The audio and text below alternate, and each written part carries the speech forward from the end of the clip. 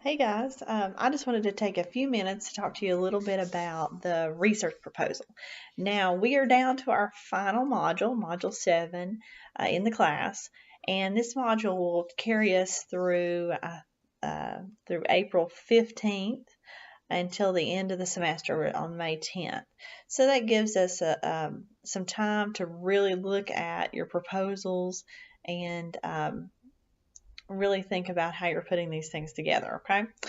All right, so uh, if you haven't done so yet, I mean, I've suggested this for a couple weeks, but under the major assignments tab, there is a folder within it for the research proposal articles presentation. If you click on in there, there's a lot of information explaining this whole overall process for the research project, okay? So, throughout the class, as I told you in the beginning, this is building toward your research proposal. So that research problem statement you guys did, research question formulation that you did way back in February, that's part of this, becomes a part of the paper. The literature outline is kind of an organizational tool to help you do your literature review. And the research proposal itself, the document, the assignment is contained within here. I've also put links to this assignment in Module 7. But, there is more information here. The assignments listed there, there's an attachment. Be sure to look at the attachment because there's a lot of great information in that attachment in there that talks about exactly the components that we need to have in this paper, okay? So just to kind of go over that a little bit with you, these papers must be done in full APA format with a title page, references, in-text citations, all of that stuff. It's complete APA format. Generally, it could be 8 to 10 pages. I don't get too caught up about page numbers, their number of pages. I'm looking more at content, okay? So I want to make, you could have 15 pages and the content still not be there, or you could do it in 7 pages and have wonderful content. So just be sure you're putting quality content within your proposal. Now be sure to remember that the proposal is written in future tense because you're proposing this research project, okay? You haven't done it yet, so it's not completed, so it's going to be in future tense, okay? There are several components within this research paper. Of course, you're going to have a title page that'll be full APA format. An abstract is, just a brief summary, 120 words or less of your total project. And then your introduction and statement of problem is really what you did back in February for your problem statement research question. That's really that information is contained here in this introduction, so you can update that based on our conversations or in more studies that you've done. There is a section for definition of terms. If you have special terms you're using and you need to kind of define what you mean by those, this section will help you do that. And there's some examples in that attachment to on the research proposal assignment that helps outline that a little bit more. Then after that, you'll have your literature review. Now, the literature outline that you guys completed was intended to help you kind of organize your thoughts on that. So when we're thinking about literature review, one of the most important things is to remember that you need to examine not just the interplay of your independent and dependent variables. You need to talk about them individually as well. Pretend the reader knows nothing about the topic. Make no assumptions. You're going completely from scratch explaining this to someone, okay? So approach your literature review as so. So this is a pretty significant project, so I expect that your literature reviews will be a fairly significant portion of your overall paper. And think about it as this. Your literature review is really your first ability to sell your project. You're explaining, you talk about your problem up in the introduction. You talk about your problem and, your research question, but your literature review kind of says, okay, I looked at the literature and I looked at the literature on my independent variable, your intervention. I looked at the literature on my dependent variable, which is, your behavior you're looking at, and or your issue you're looking at. And, this is what the literature says about both of those. And then based on what it's, I found on this and that, it makes sense that these two kind of would fit together. And what does the literature say about how they fit together? Okay, so just keep that in mind. Like I may have told you guys this already, but I think of a literature review as an upside down triangle. At the top, you have that big part at the top, and you have your dependent variable and your independent variable down here. And then you're moving down like the sides of the triangle down here like this to where the two marry together in the literature. So kind of follow that journey, because you're taking the reader on a journey in your literature review and explaining why this makes sense that this research should be conducted. Because, we talk about, and you guys read about reliability and validity of your project. Well, this is a concept in reliability and validity. The stronger your literature review is, the more reliable and valid your research is, because you have more empirical evidence to back up your hypothesis, right? It makes more sense that you would pursue this research. Okay, so think about it that way. Okay, then moving on after your literature review. And in the literature review, you should review and have at least 10 articles that are current. Now, be sure when you're looking at your literature, we're talking about peer-reviewed journals or journal articles. We're talking about like federal websites, like the census, the federal government, any kind of information you can get from the federal government, or from a reliable professional organization, like in our case, the NASW for social work. Those are reliable sources of data. So use those things. But random websites on the internet, Wikipedia, those kind of things, not reliable, good sources, okay? So we want to make sure that our sources are based in fact, and, in peer-reviewed journals and also in the academic journal, they have been pretty reviewed and by academics to make sure that they are, the research has been done in an ethical manner, has been done correctly, so that we have the most quality evidence based in our available literature. Okay, so keep that in mind when you're looking at sources for your literature review. Okay, now moving on, you have a methodology section.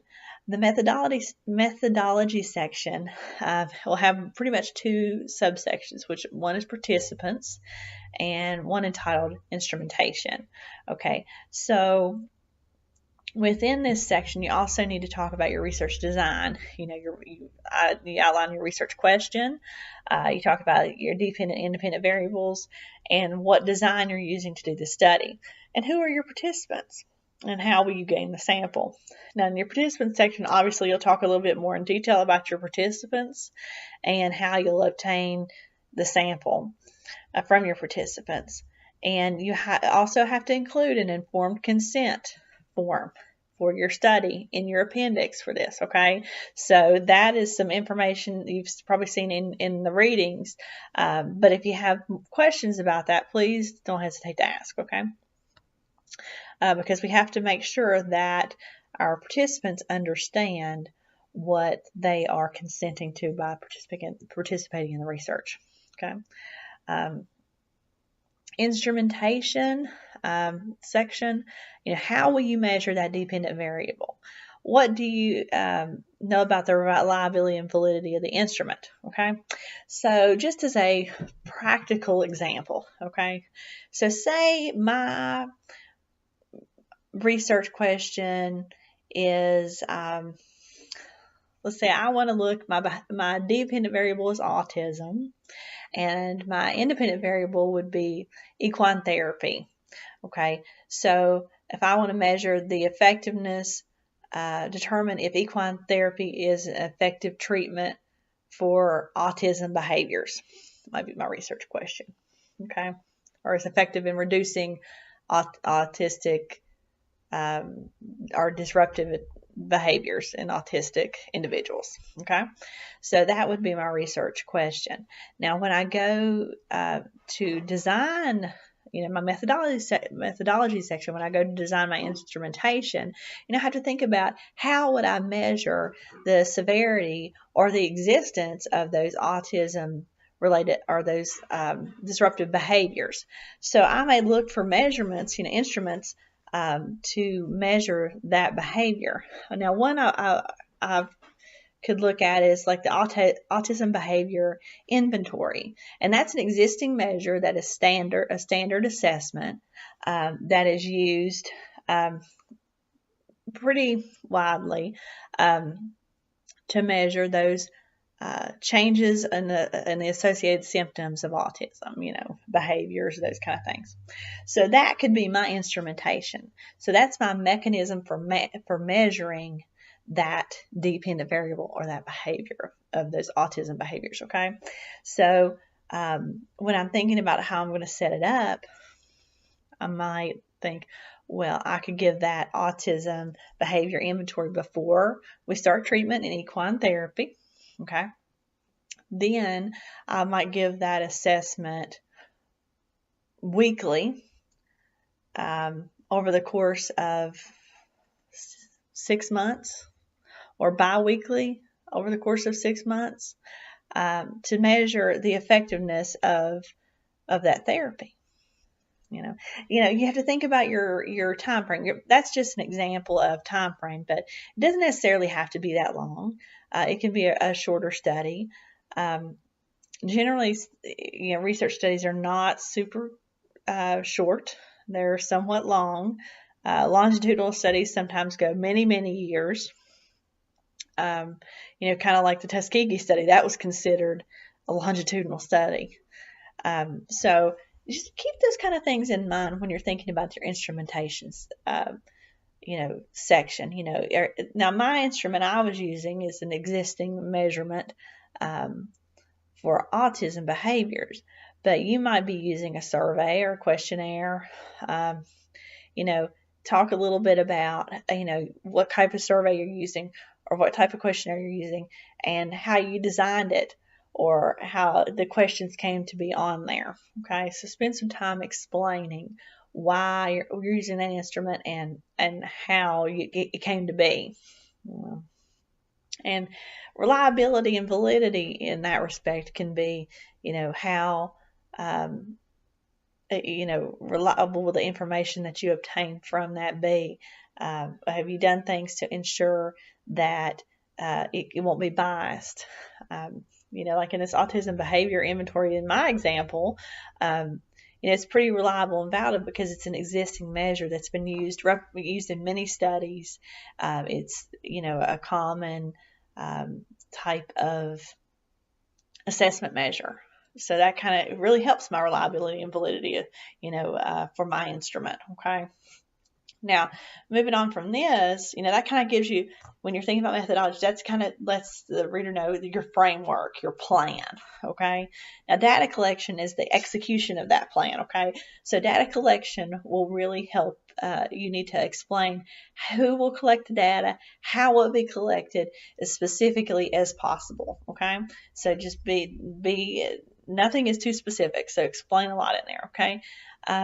And then you move on to data analysis. How will your data be analyzed once it's been collected and completed? So how will you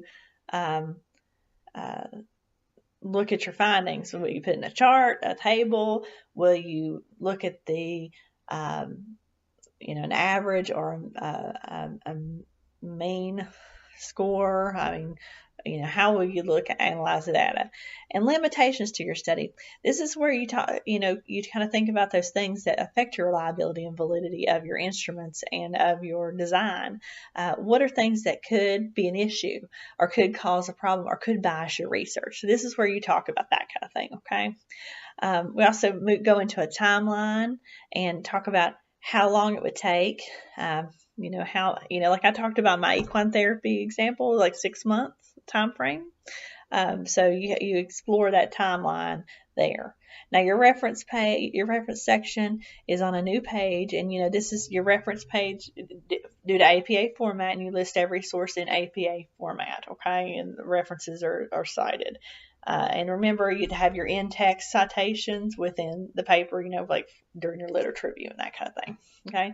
And your appendix, that's where you will have your informed consent form, and then your survey or whatever type kind of instrument you're using. You'll give an example of that, because in any real research project, you'd have to have all that completed before you start. Okay. So that's kind of just an overview of the overall expectation for the research proposal. Okay.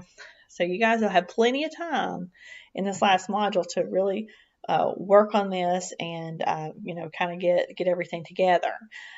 Also keep in mind that there is a requirement to complete a proposal, or I'm sorry, a presentation of your proposed research. Now that will be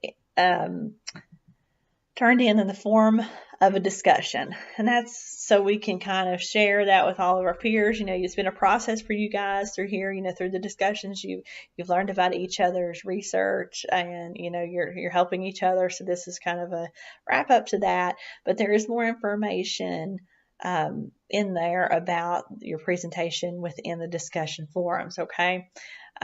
This needs to be about a PowerPoint presentation.